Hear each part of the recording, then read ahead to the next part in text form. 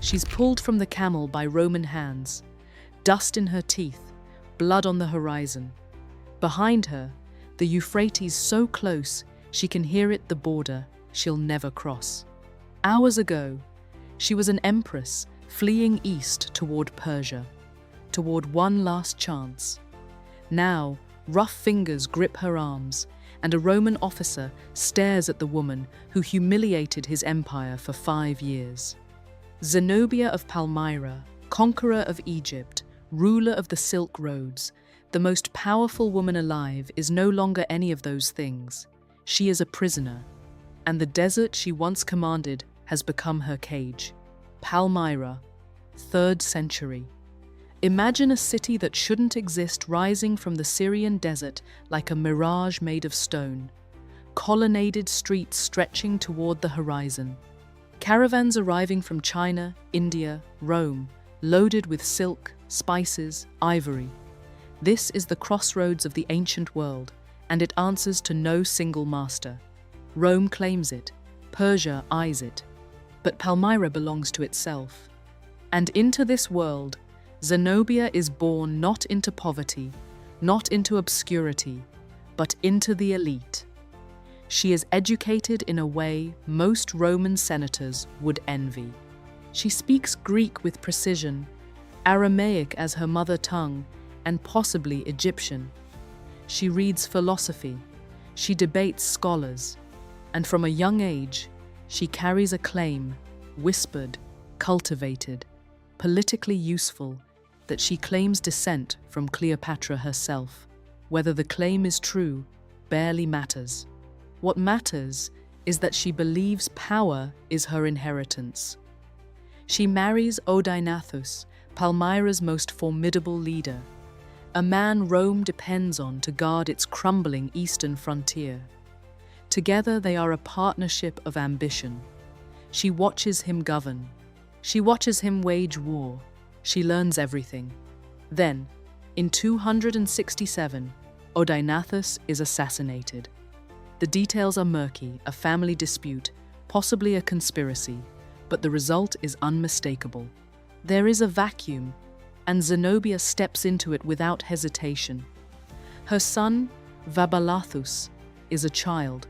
She is regent, and regents, in theory, hold power temporarily. Zenobia has no interest in temporarily. She moves carefully at first. She consolidates Syria. She maintains the polite fiction of loyalty to Rome, still minting coins that feature the Roman emperor's face alongside her son's. But look closer at those coins. Watch the progression. Vabalathus's image grows larger. His titles grow bolder. Zenobia is not building a regency. She is building a state. And then she makes the move that changes everything. She invades Egypt. Egypt is not a province. Egypt is Rome's bread. It feeds the empire. Whoever controls Egypt controls whether Roman citizens eat. When Zenobia's generals march into Alexandria and take it swiftly, decisively she is no longer a loyal client queen, maintaining order on the frontier. She is an existential threat. She pushes further. Anatolia falls under her influence. Trade routes that once enriched Rome now enrich Palmyra. Her court becomes a center of intellectual life. Philosophers, poets, theologians gather in a desert city that is beginning to look like an empire. She issues new coinage. Vabalathus is declared Augustus. Zenobia herself adopts imperial-style authority. The mask of loyalty is gone. But here's the thing about empires that rise too fast: they make the kind of enemies that don't forget. And in Rome, a new emperor has clawed his way to power. His name is Aurelian, and he has one obsession: reunification. He has not yet crushed the breakaway Gallic Empire in the west. That comes later. First, he turns east, toward Palmyra, toward her. In Roman custody, Zenobia faces the question that will define how she is remembered. Aurelian wants to understand, or perhaps he wants her to perform an explanation Rome can accept. She tells him she was misled. advised poorly, that her counselors pushed her toward rebellion. It's a survival calculation, and a ruthless one. Some of those advisors are executed on her testimony. But Zenobia lives. She is taken to Rome for Aurelian's triumph, that grand spectacle where a victorious general parades his conquests through the streets.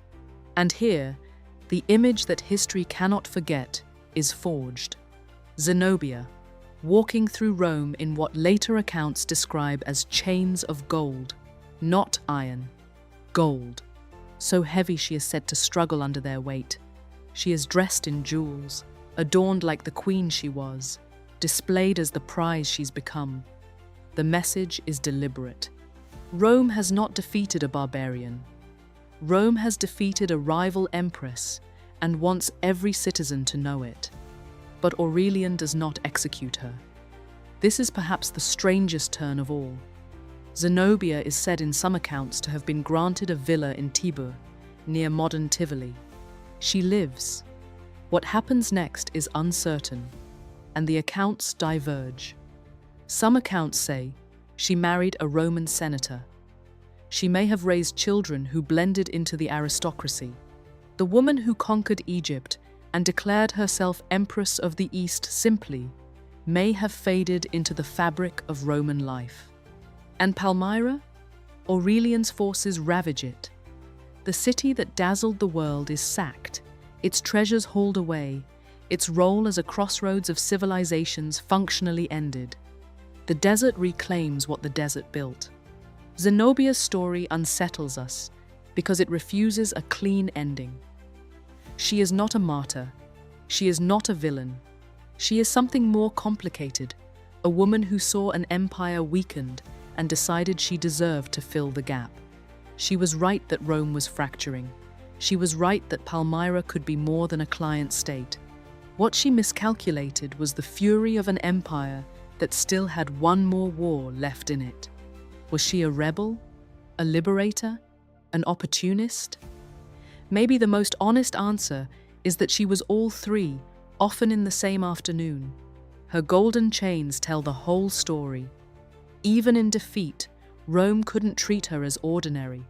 She was too significant to kill, too dangerous to free, too extraordinary to forget. She walked through the capital of the world in gold, and the crowd that watched her pass didn't see a criminal. They saw a queen. 3 empires have crumbled since her march through Rome. Her city is ruins, but her name, Zenobia, still sounds exactly like what it is. A dare. 3 leadership lessons from Zenobia. Opportunity favors the bold when systems weaken. Decisive leaders step in before others dare. Legitimacy can be built through symbols, titles, and perception as much as through force. Rapid success attracts powerful resistance. The higher you rise, the stronger the response you must be prepared to face. Thanks for watching.